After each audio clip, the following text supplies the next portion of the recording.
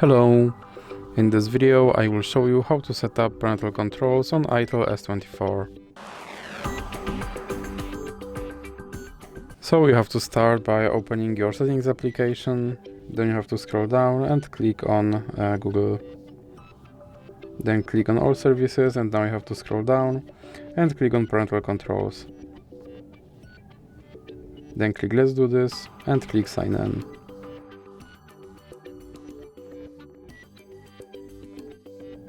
Now you have to enter your email address.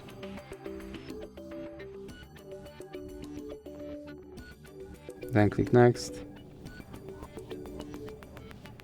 And here you have to enter your password. Then click I agree. And click accept. Now click on supervise. And then click on next.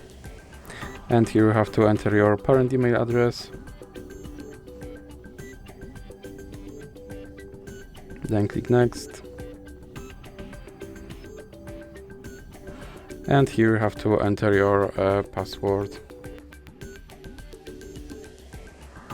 And now you have to scroll all the way down and here you have to enter your child password again. Then click next and click allow.